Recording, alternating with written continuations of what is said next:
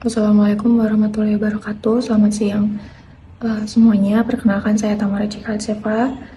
Saya dari Fakultas Komunikasi dan Bisnis, jurusan Ilmu Komunikasi.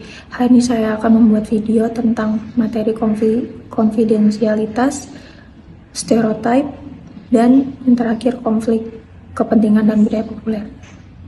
Mari kita simak videonya. Dalam filsafat komunikasi, konfidensialitas merujuk pada perlindungan rahasia informasi yang dibagikan antara pihak-pihak terlibat. Ini berarti bahwa ketika seseorang memberikan informasi kepada orang lain secara pribadi, ia memiliki harapan bahwa informasi tersebut akan tetap rahasia dan tidak akan dibagikan tanpa izinnya. Konfidensialitas memiliki peran penting dalam menjaga kepercayaan dan hubungan antara individu atau kelompok. Ketika orang merasa yakin bahwa informasi mereka akan dijaga kerahasiaannya, mereka lebih cenderung untuk membuka diri, berbagi ide, atau memberikan masukan yang jujur. Ini memungkinkan proses komunikasi yang lebih efektif dan memperkuat hubungan interpersonal. Misalnya dalam konteks jurnalisme, wartawan mungkin dihadapkan pada dilema etis antara menjaga konfidensialitas sumber mereka atau mengungkap informasi yang penting bagi kepentingan publik. Dalam beberapa kasus, kepentingan umum dapat dianggap lebih berharga dan informasi mungkin diungkapkan untuk kebaikan masyarakat.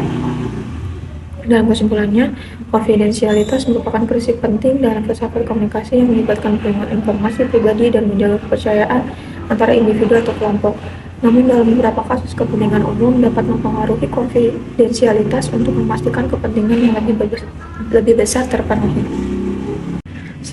Selanjutnya ada stereotip. Dalam etika dan filsafat komunikasi, merujuk pada persepsi atau pandangan umum yang didasarkan pada atribut atau karakteristik yang seringkali melekat pada suatu kelompok atau individu tertentu. Stereotip cenderung menjadi generalisasi yang menyederhanakan dan mempersempit pemahaman kita tentang kelompok atau individu tersebut.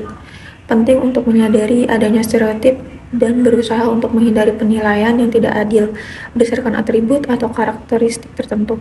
Penting juga untuk mengakui keberagaman dan kompleksitas individu atau kelompok yang mungkin tidak sesuai dengan stereotip yang ada.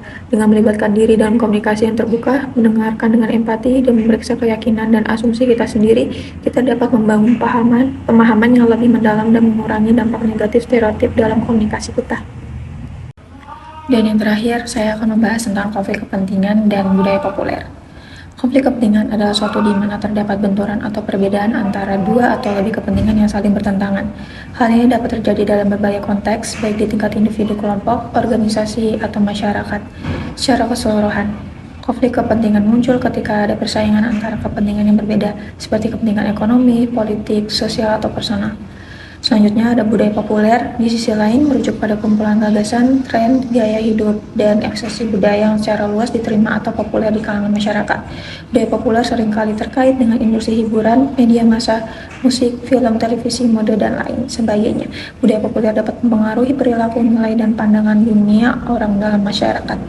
Konflik kepentingan juga dapat terjadi ketika budaya populer bertentangan dengan nilai-nilai atau norma-norma yang ada dalam masyarakat. Misalnya, konten budaya populer mengandung kontroversi moral atau melanggar norma sosial, dapat menimbulkan konflik antara kelompok yang mendukung dan menentang konten tersebut. Sekian materi yang saya jelaskan. Terima kasih atas perhatiannya. Kurang lebihnya mohon maaf. Wassalamualaikum warahmatullahi wabarakatuh.